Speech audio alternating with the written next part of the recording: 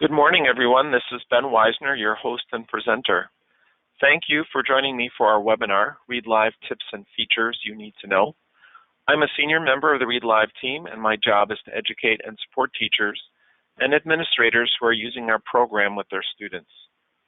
This morning, I'm going to provide you with some useful information and tips about using Read Live with your students. This is not an introduction to the basics of the program. We have another webinar posted on our site that covers that, and I'll point you to that a little bit later when we talk about resources. Today we'll be focusing on questions we've received from people using the program, features we've added, and ways to use the program that even experienced users may not know about. Obviously, there's a lot to cover, and I may not get to everyone's specific questions, but hopefully you'll all learn at least a few new things this morning. For those questions I don't answer today, we'll either add those to future webinars, I'll point you to resources where you can find answers yourselves to those questions, or I'll follow up with you after the webinar ends. Topics we'll cover today include staff roles, licensing, finding and selecting information, the teacher menu, story options, placement and adjusting levels and goals, school-to-home connection, supporting ELL students, importing and exporting data, and where to find additional free resources on our website. I've shared a copy of my slides and resource links in the meeting panel on your screen, but much of my presentation will include live demonstration. Many of you have asked about a recording of this webinar. I'm recording the presentation, and I'll be sending out a follow-up email with links to the recording and the handout with resource links in about 24 hours. So look for that in your inbox tomorrow. Feel free to share the recording with anyone at your school or district who you think would benefit from this very valuable information. Also, at the end of our session, you'll be asked to provide us with feedback about today's webinar via a very short survey. If you could, please respond to the survey so we can continue to improve the webinar experience for all of you in the future. Finally, if you're having technical difficulties, please contact GoToWebinar support. Their phone number is listed at the bottom of the meeting panel. And now, without further delay, let's get started with today's Read Naturally webinar.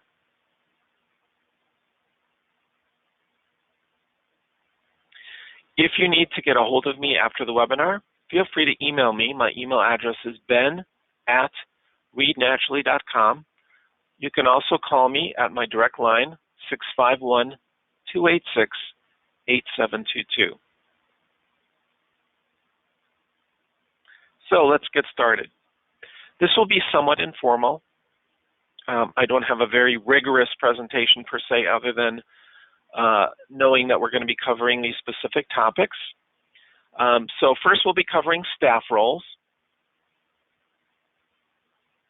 And what do I mean by that? Well, when account is being set up, the account administrator adds new staff members and then assigns them a specific role. So let's talk about these 4 roles that are available.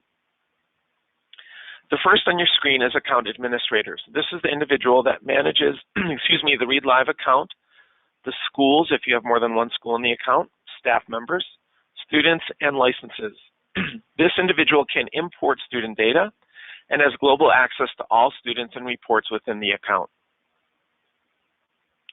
The school coordinator, if you have more than one school in your account, the account administrator can choose to add individuals for each school. And these coordinators manage staff members, students, and licenses within a specific school. They can import student data for that school. They have global access to all students and reports within that school.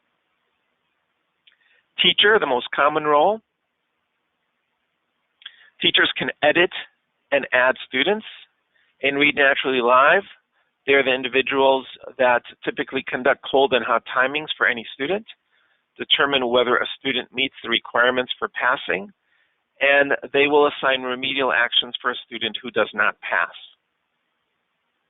Then finally, a role you may not be aware of, but the account administrator can also add an assistant. An assistant assists teachers with administering Read Naturally Live curriculum. These can either be tutors, paras, or even parents. They can conduct cold and hot timings, determine whether a student meets the requirements for passing, and assign remedial actions for a student who does not pass. The important thing to note about assistants is they cannot see student data or edit student information. So how do you know what role you've been assigned in Read Live? So I'm going to step out of my PowerPoint now and bring up our demonstration account. And I'm going to log in as a teacher.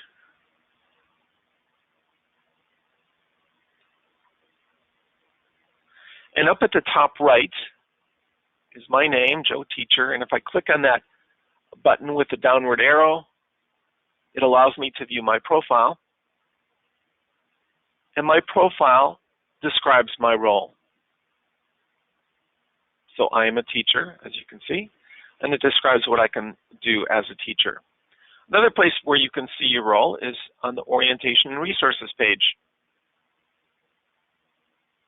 On this page also tells you what your role is. You can learn more about roles and what each staff member can do. And then finally, the steps provided in the orientation page are specific to your role.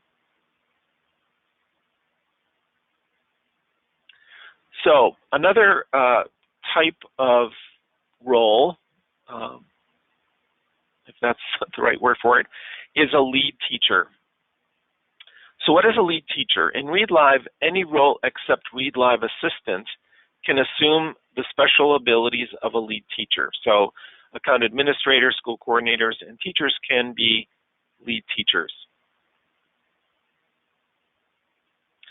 So whenever a student is assigned a license to work in Read Live, he or she is also assigned a lead teacher. So if I go into my student setup and I click on the student Jeff Awada, who does not yet have a license or a lead teacher, as soon as I license that student, the screen prompts me for selecting a lead teacher. So that lead teacher is going to be the person making instructional decisions for that student whose licenses they hold. For example, Read Naturally Live lead teachers can place, change story options, and generate Read Naturally Live reports for their students. So I'm going to make Jeff Awada my student. I'm going to assign myself as his lead teacher. Note that you can also assign other students within your school as lead teachers to that student as well. I'm going to assign myself, save and close, and now I'm Jeff Awada's lead teacher. So let's talk a little bit about assistants now. So I mentioned that when an account administrator, and I'm going to log in as an account administrator, creates a new role, they can add individuals under the staff member administration, and you can see here the role under the role column. And I've created a Read Live assistant, Margaret Rod. She does not have any students. Let's log in as Margaret Rod.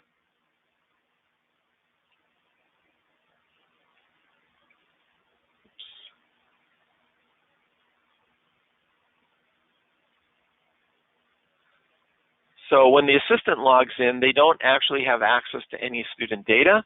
What they do see, however, is more information about their role, an overview about how the program works in the form of videos, and then additional links for resources. And as I said, the assistant can be a parent who you've determined would be beneficial to work with their student at home, and then their password and user ID would allow them to do their cold timing and the hot timing with their student, but again, does not allow them into the staff member module. Okay, so that's enough about roles for now. Let's move on to our next topic.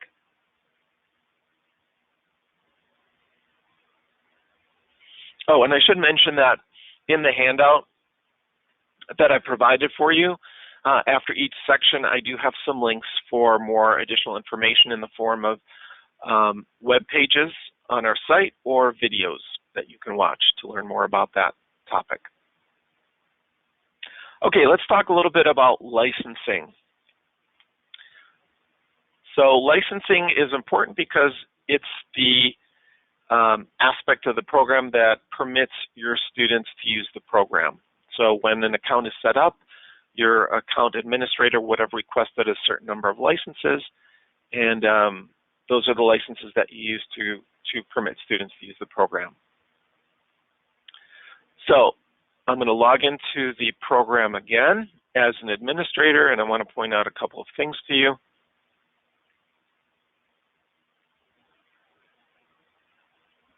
So when you first get your licenses, the account administrator has some decisions to make with feedback, obviously, from the other individuals that are going to be using the program. And that is, do you just have, and those decisions are based on A, do you have more than one school? If you just have one school, then all your licenses will be just by default appropriated or distributed to your individual school. But if you have multiple schools, something that you can do as an administrator is reserve a certain number of licenses for each school. So by default, students at a school can be assigned any available licenses in the account. If there's more than one school in the account administrator may want to reserve a specific number of licenses for each school. Only the account administrator can change a school's licensing method.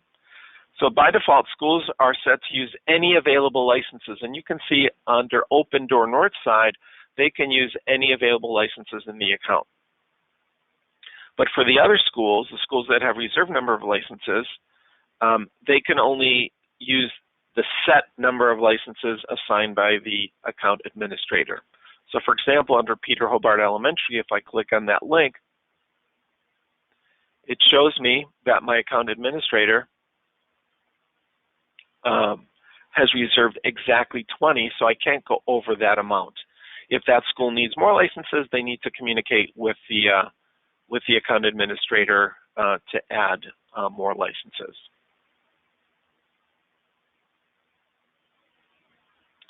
And the other thing I want to point out to you about how licenses are assigned, the account administrator and the school coordinator have the ability to assign licenses to multiple students at a time.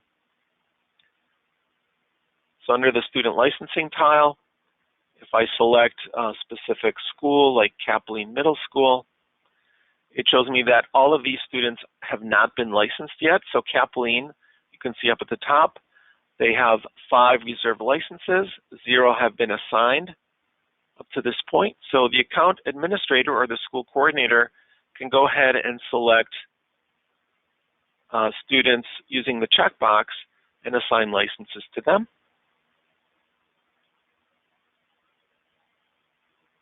Assign a specific lead teacher. And now those students have been licensed. If I want to remove their license, again, I can do that as with multiple students at a time. And also, of course, change lead teachers for multiple students at a time. However, a teacher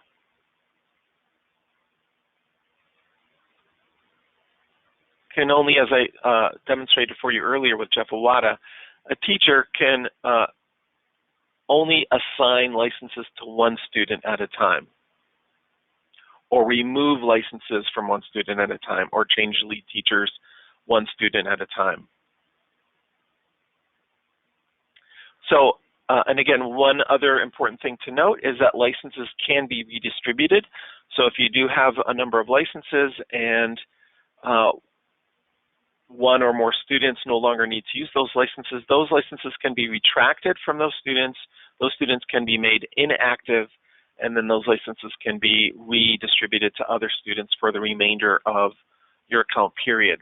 You can also always add licenses in the middle of your account licensing period. So in other words, let's say you have 100 licenses, you have another group of students that wants to use it, you've used up all your licenses, you can always call our office, request some additional licenses, and we can add them within a matter of hours to your account, and you would simply pay the prorated price for that. Okay, so I'm going to move back to my PowerPoint.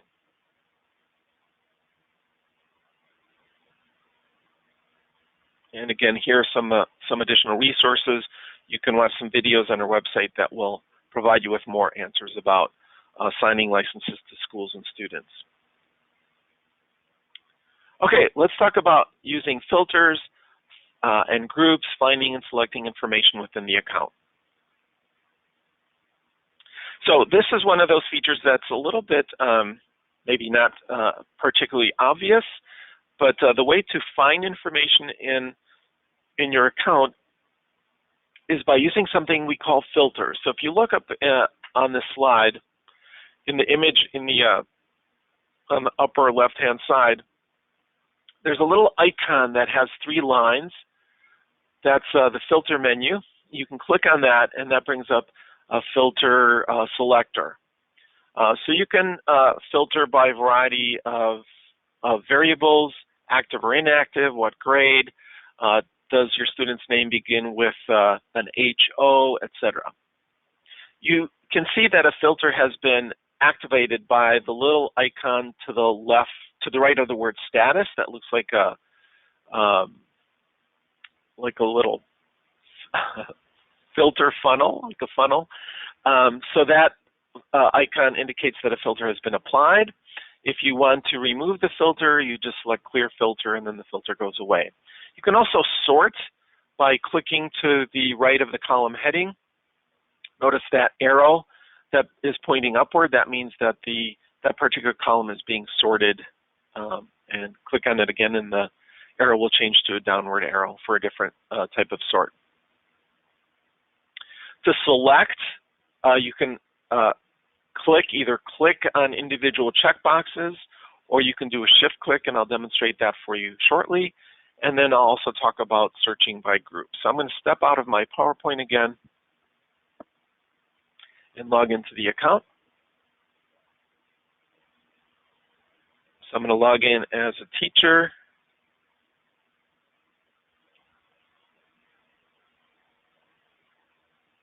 And if I go to Student Setup, so again, I pointed out to you that you can filter by clicking on this icon, the filter icon that has 3 lines. I'll click on that. So let's say I just want to see my inactive students. So I'll select Filter Inactive and then apply filter. And that shows me just my inactive students. And if I want to see all the students, I can just say clear filter. And notice that the funnel icon disappeared. Again, you can click to sort. Right? You can filter by grade. So I just want to see my 3rd graders. Clear filter. And you can also search, again, by specific set of letter combinations. So if I want to say I just want to see all my students that begin with the letter A,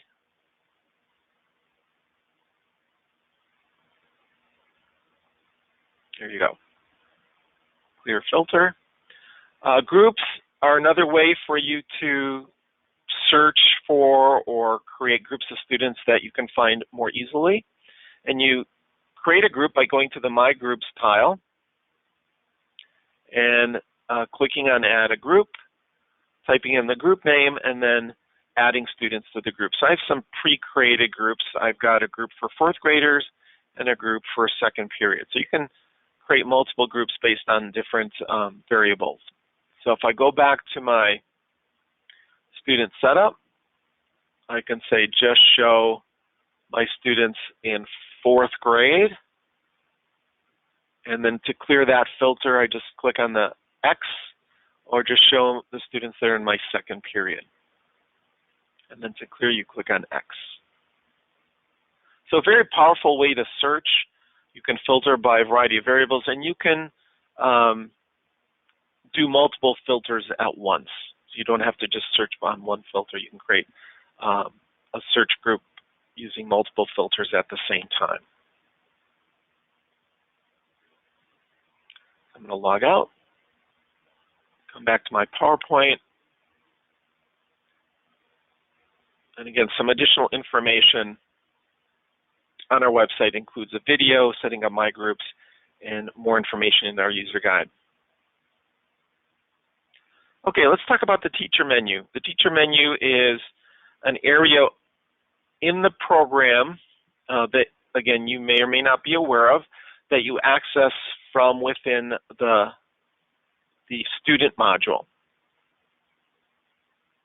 So when a student is logged in, if you look up at the top right here, there's a little apple icon and a label that says teacher. If you click on that, you can, using your teacher credentials, log in for some additional tasks that you can perform while the student is logged in, so you don't have to have the student exit out of the program and log in as a teacher. You can do many of the very important tasks that you perform while the student is logged in if you are at the student's desk at the time. So this is what some of the tasks look like, and I'm going to do this in real time. But you can see here when you're logged in as a teacher, you can print out stories, you can review the work that the student has accomplished up to this point, change levels and goals, etc. So let's demonstrate that for you. So I'm going to go back to my program and log in as a student.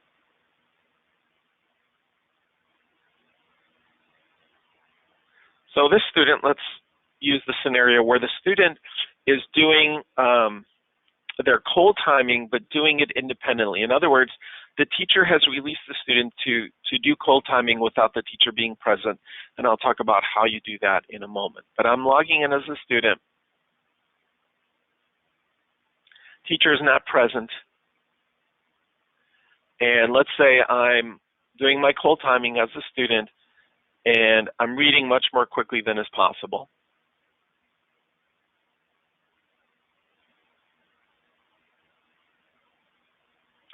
So it shows me your score is much higher than your goal. And actually, let me adjust my audio here. There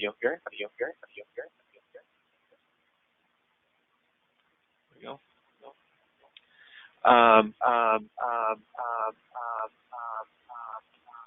Actually, I'm going to change that back because I'm getting some very odd feedback. So the student's cold timing is too high. They might do that again. And the teacher is noticing that the student is just not getting through their cold timing. So the teacher is going to come by, click on the teacher menu.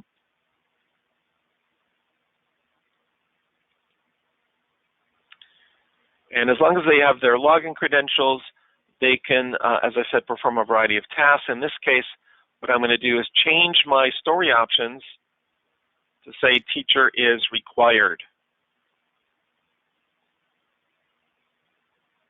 And I'll click Save, and you can see there's a variety of options that you can change here. I'm going to talk more about this a little bit later when we get into story options. I'll click on Save, close.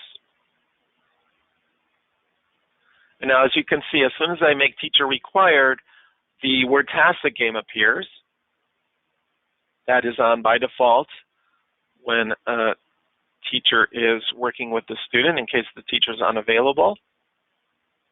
So now the teacher is sitting with the student. We're going to do our cold timing with the teacher present.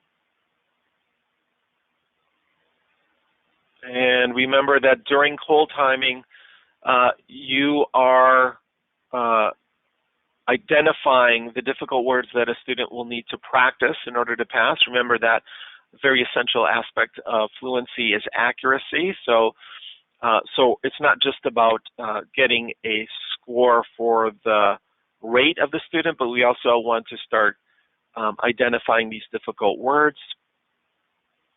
Keep in mind that I've turned off the audio for now from the program, but when I'm clicking on these words, the audio will, the narrator will be speaking these words to the student, and also subtracting those words from the number of words read to give us a words correct per minute score. After 1 minute is up, we'll see the screen change. A bell will have rung in the background, and then student will click on the last word read correctly. That will give us a score. But let's say the teacher was interrupted during this, or the student was interrupted during this cold timing, and for whatever reason the teacher feels like this particular cold timing was inadequate, or there was something wrong with it, and the teacher wants to retest the student. Again, we go back to the teacher menu, and you can always retest timing here. So, and I'm not going to do this for now, I just want to show that to you. So you can always retest the student here or during the hot timing. This is another task that you can perform as the teacher from the teacher menu. If you want to go all the way back to the beginning and reset the student's story that's currently in progress, you can select Reset. That will erase any progress that the student has made for this particular story and get them back to the story selection screen to pick another story, for example. I showed you the story option screen. This is where you adjust options within the program, and again, I'll talk more about this a little bit later. You can always change levels and goals in real time.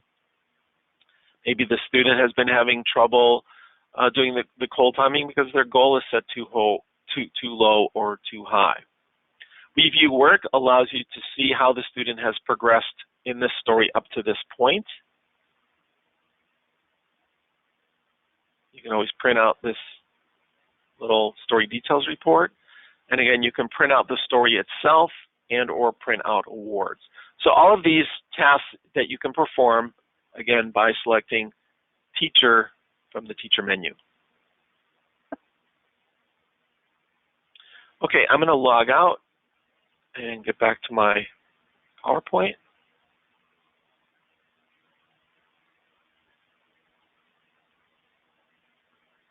All right, so we've been talking a little bit about story options. Let's go into that in more detail. I would say of the questions that I received prior to our presentation, the most number of questions I received was about setting story options. So I'll spend a little bit of time on here. So story options, you can access that from the teacher menu, as I showed you earlier, and that would change story options for that particular student in real time. But you can also change, and more likely you would change story options from within the teacher member module, and I'll demonstrate that for you in a moment. But let's talk about each one of these selections first.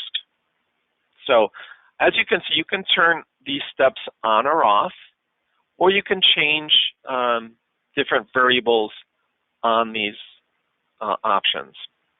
So let's talk about keywords first. So by default, the keyword step is enabled.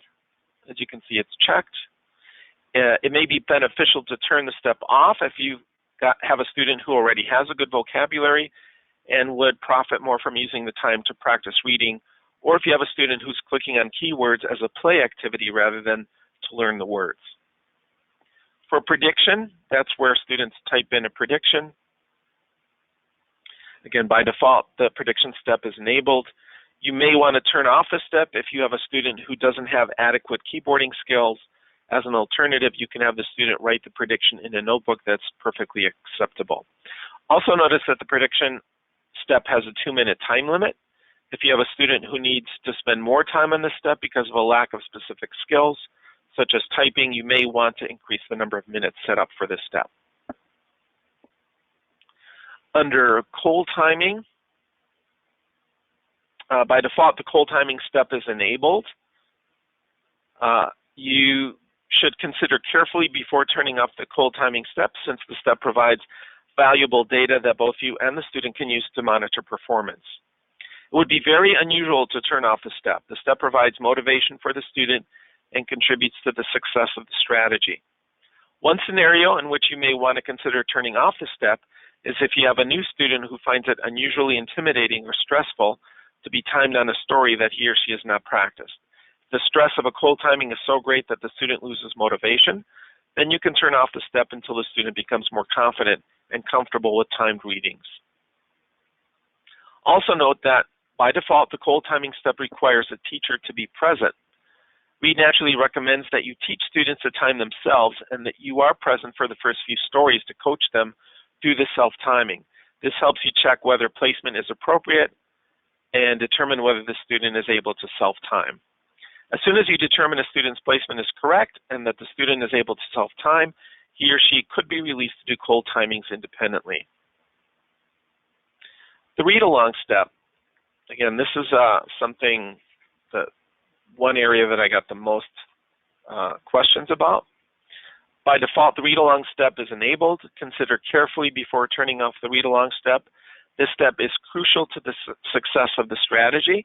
If you have a student who is close to meeting his or her long-term grade level fluency goals and will soon be able to leave the program, you may want to gradually reduce the number of read-alongs required until finally you can turn off the step entirely. Very rarely, a student may have an auditory photographic memory so that the student can actually memorize the entire story by listening. In this case, you may need to reduce the number of read-alongs or turn off the step entirely. By default, the read-along step is set for 3 required read-alongs. If you have older students, you may want to lower the number of read-alongs, and you may want to increase the number of read-alongs for younger students, students who are English language learners, or students with disabilities. Now, I'm going to demonstrate the speed feature for you in a moment, but notice that it is not, it is set so you cannot change it. There is a way to change the speed or the rate of the read-along, and you do that by changing the number or the number of required read-alongs to 1, and that allows you to adjust the speed to one of the 3 speeds available to you. However, and again, this is a question that comes up frequently, we recommend that you be very cautious about changing the rate or the speed of the read-along. We've researched the rate that we want students to be reading at very carefully. Candace Einat, who developed the program, discovered from published studies as well as her own experience that slower rates result in improved accuracy for students. So there's an article on our website that I'll point you to, but it's very important that you consider very carefully whether you actually want to change the rate, but it is possible to do that by changing the number of required read-alongs to 1. Notice that you cannot turn off practice the way that you can other options here. Oh, before I move on to that, Spanish read-along, I do want to talk about that, but I'll talk about that in the context of our ELL support a little bit later, but you can turn on a Spanish read-along from story options. The duration of practice, you can change from 1 minute timing, which is the default, to 2-minute timings if you have a student who's working on the longer stories, levels 5, 6, and above, or if you want to encourage an older student to read for longer, more sustained periods. For whole story timings, which is another option under duration, if you have a student who's working on the lower level materials, which have shorter stories, or if you want the student to read the entire story to increase comprehension. Use whole story timings with great caution, because some students lose their motivation when asked to read the entire story for each practice. And again, you can change the number of practices. The default number is 3, but you may want to decrease the number if you have an older student who almost always meets all requirements for passing on the first try, and you don't think raising the level or goal is appropriate. Or if you have a student who's close to meeting his or her long-term grade level fluency goals and will soon be able to leave the program, you may want to reduce the number of practices required. The quiz you can turn off, but it would be very unusual to do so since the questions not only help the teacher test comprehension, but also remind students that they are ultimately reading for comprehension and not speed.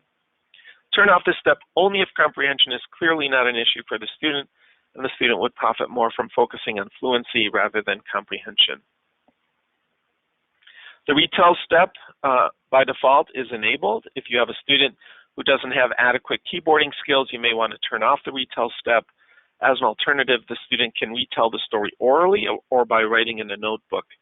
You may also consider turning off the step if you prefer to hear the student orally retell the story during the past step, which gives you the opportunity to better understand the student's thinking or to explain vocabulary words.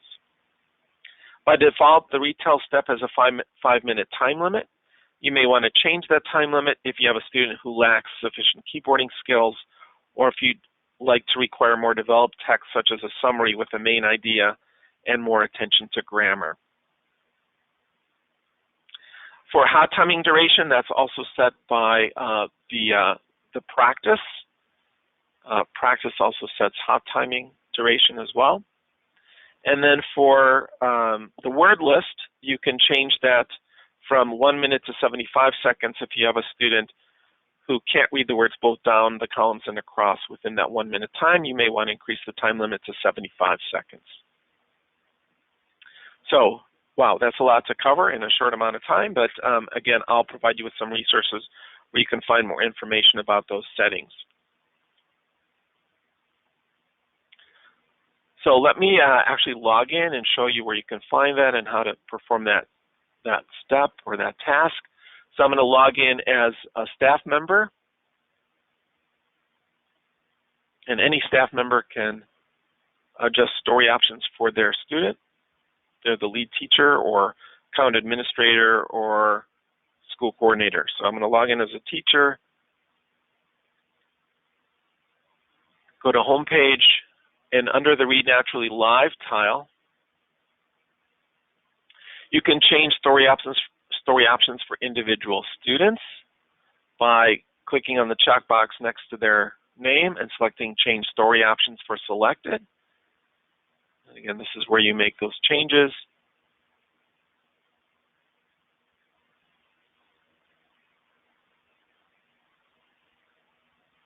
And you can also click on Restore All Defaults to get back to the default settings.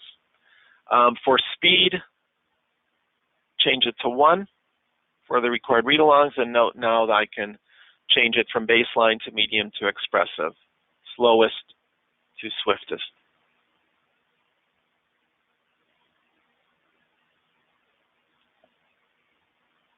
Now, if you want to make changes to multiple students at one time, you simply select multiple checkboxes and then click Change Story Options for Selected, or you can select from a group of students using the group filter and then make your changes, and these changes will apply to all students at once. So let's say you want all of these students to do a Spanish read-along, you just select that, click Save and Close, and that will make that change for them, but I'm not going to do that. Okay, I hope that was helpful. Let's log out, and I will go back to my PowerPoint.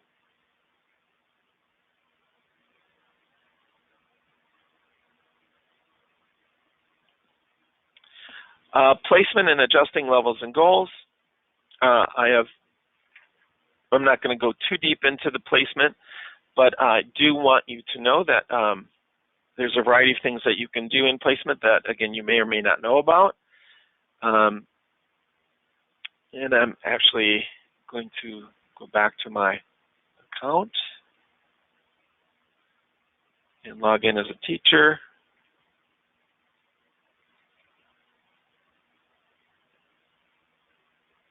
And if I go to place a student, so here's a student, Lori, doesn't have a series level or goal. When I go to place her, one thing to point out to you is that in the lower right-hand corner of the placement screen, there is a button that says Print Placement Stories. And that allows you to see the readability or the difficulty of each of the passages, the sequenced series level passages that we use for placement. So if you want a printed copy, the way to get that is by clicking on Print Placement Stories in the lower right-hand corner. So obviously you can print, or you can place students from within the staff member module, But again, something you may not know about is if a student has not been placed, when they go to log into the program, I'm going to log in as Lori. When they go to log in, since they do not have a series level or goal set up for them yet, the program prompts for them to be placed. So at this point, you can sit with a student, and this is helpful particularly if students are working on iPads. You haven't placed them yet and they're on their iPad. You can't easily pop into the staff member module from an iPad. You can place them right here as they're starting to use the program. So obviously you would need to have your teacher user ID and password, and then you can place them from here. Once a student has been placed, I'll do that right now.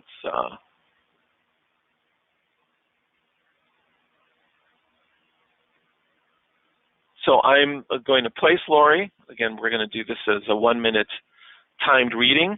We're not clicking on words during placement. We're simply counting the number of words missed, and then we're going to type those in here or enter those here. Receive a placement score. And there's a couple of little tricks here I want to show you with placement.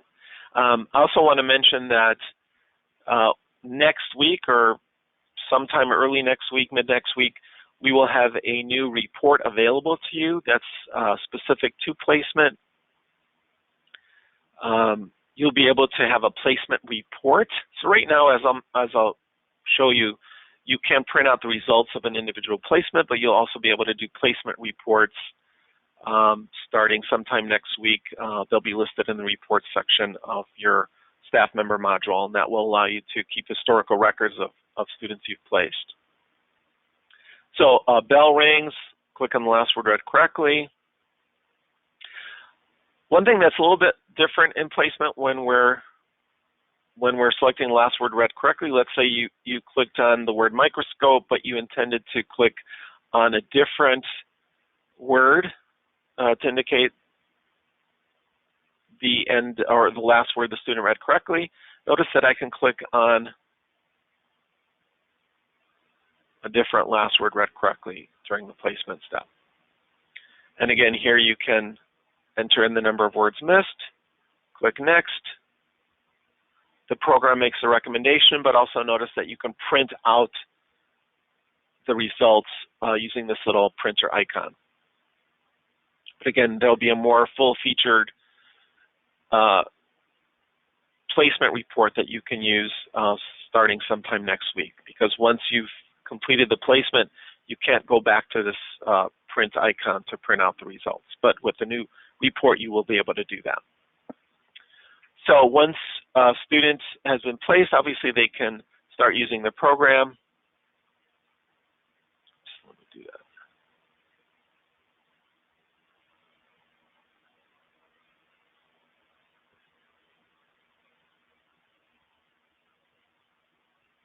But let's say you want to adjust levels and goals. Where do you do that? Again, you can log into the staff member module. When you want to start making changes to students' goals, again, you go to the home page, click on Read Naturally Live, and you may need to scroll horizontally, but you'll find the assignment column and click on Edit to change that student's goal. You typically change goals by 10 words at a time, or change their level, or change their series.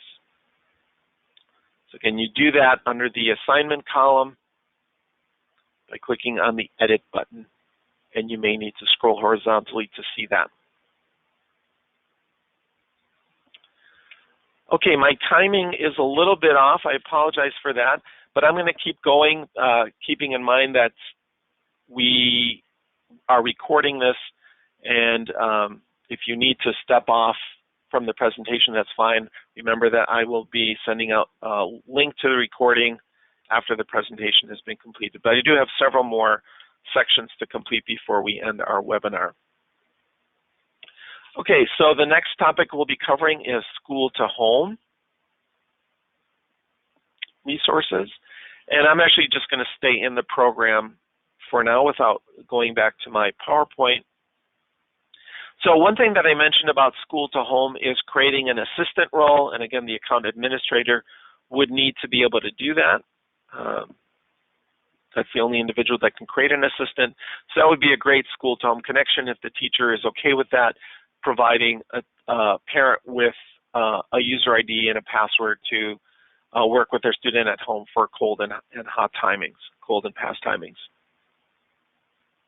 But there are other ways that teachers can support school-to-home communications. So I'm going to log back in as a teacher.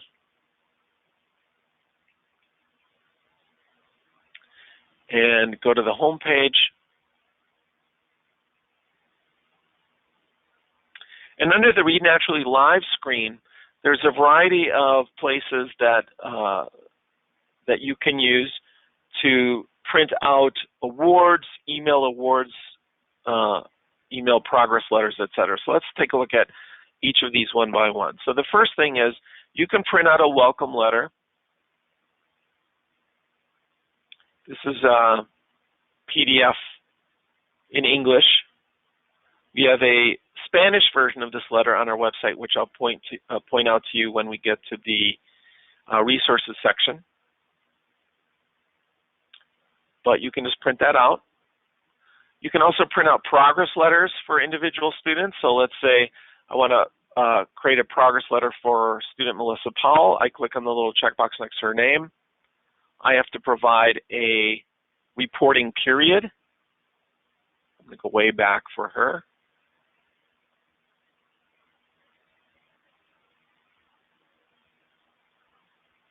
And that is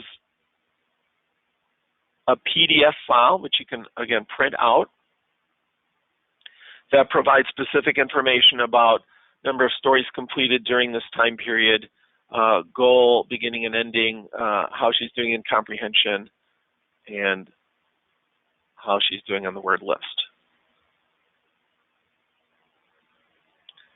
So a simple and effective letter home to parents.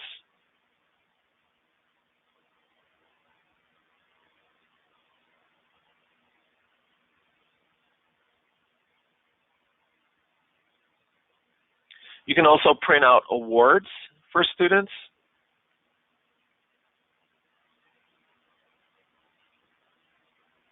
And those can either be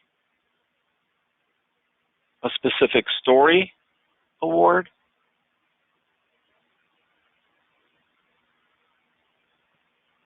which looks like the congratulations certificate that you may have seen.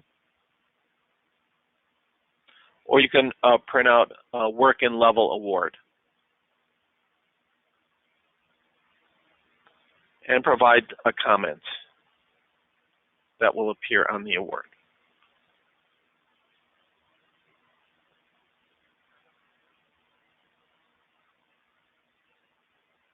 You can also email all three of those, the progress letter, the individual story, or the work in level award by clicking on this email icon. Now this assumes that when you set up the student's record, you provided an email address in the contact section. So in order for you to be able to do this, a student's record must have a contact with an email address entered into their record. So you can do one or all three of these communications directly home to parents, and you can provide your own message. The other nice thing that you can do to support students at home is to print out a story. So you can print out multiple stories at once or just one story at a time.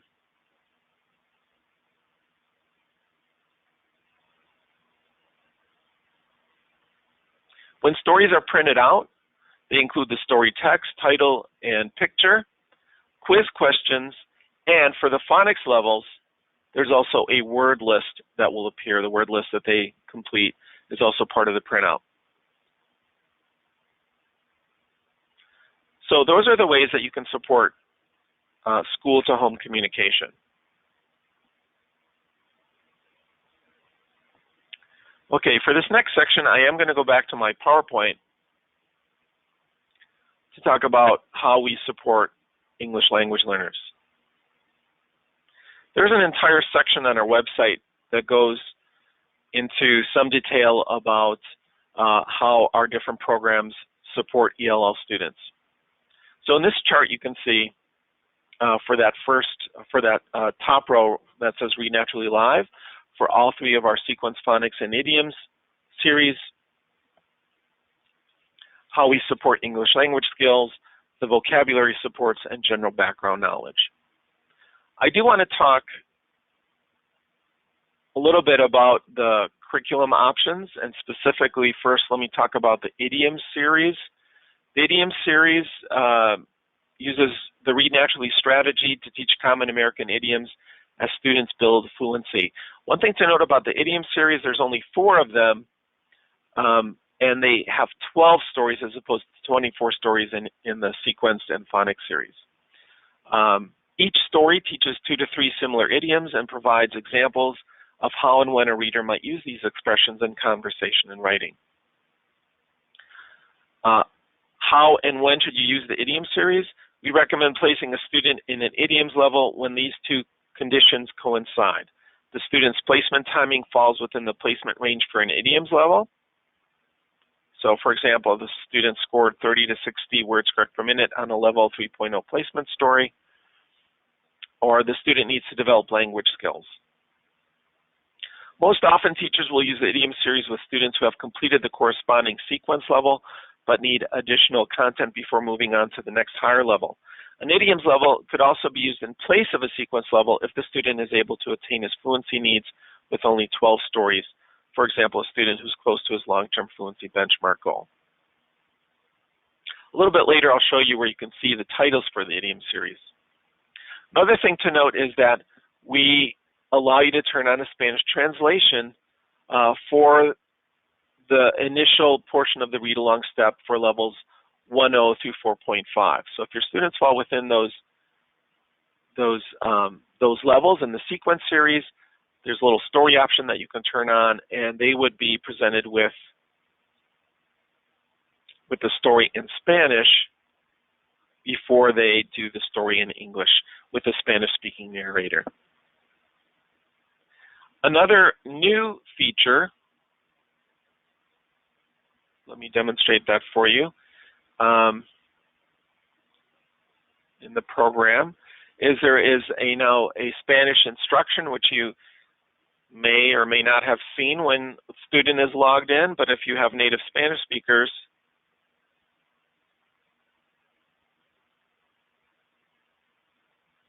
let me turn on the audio here. Mire cuántas palabras leyó correctamente por minuto. Haga clic en Next para seguir. So this little icon down there provides the student with an opportunity to hear the instructions in Spanish to help their performance or help them use the program effectively. Okay. Let me move on to the next section. Let me get out of here.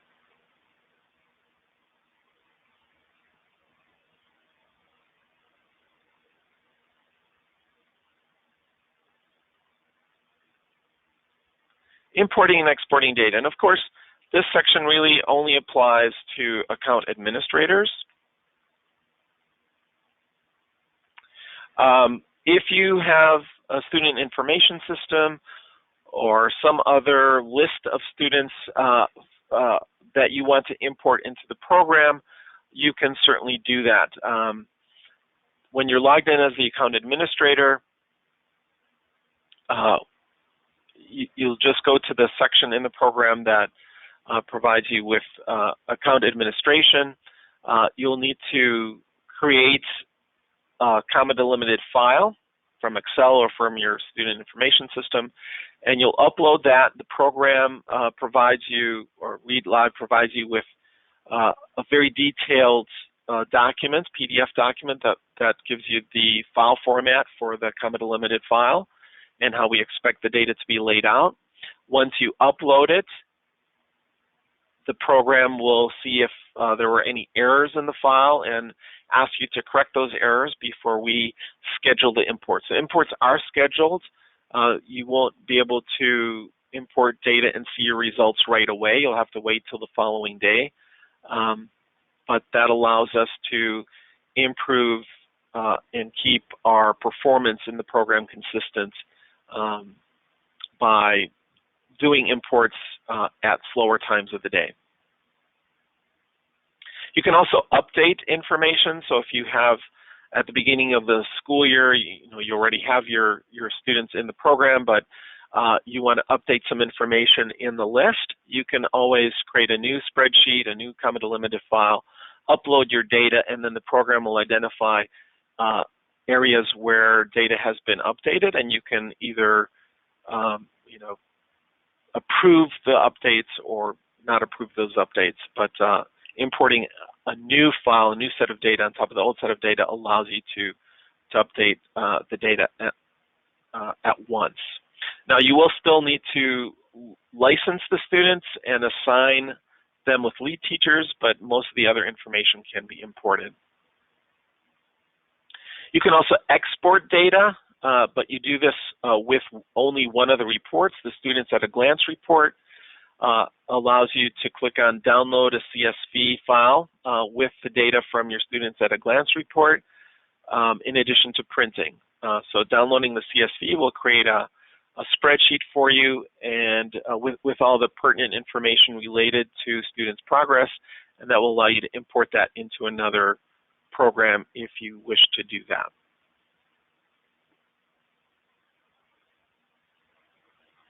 And again, there's videos and more information on our website. Okay, so obviously I've covered a lot. There's more to cover, and I will be scheduling sometime in the future some additional webinars like this where we can take your questions, see what you're most interested in, and then address them in this format. Before we leave, I do want to point out to you some areas where you can find additional resources on our website. If you go to ReadLive Help, and actually I'm going to, again, step out and show you a couple of really great places where you can find more information. If we go to readnaturally.com, you'll notice a ReadLive menu item. If you select ReadLive Help from that menu,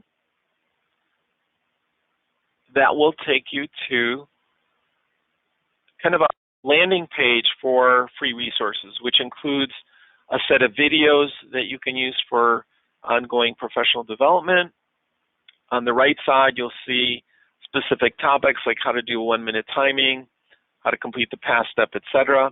We've got a great free online course that you can sign up for. It takes about 3.5 hours to get through, but you can do it on your own time.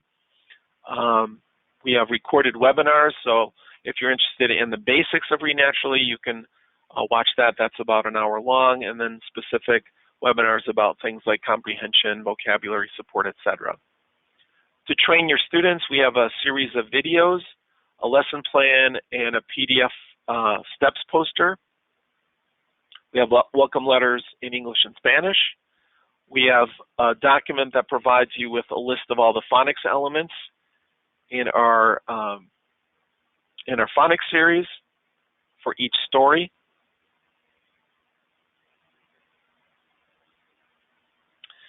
Idioms list, a set of crossword puzzles that you can use to provide an additional waiting time activity for your students, etc. So this is a great page.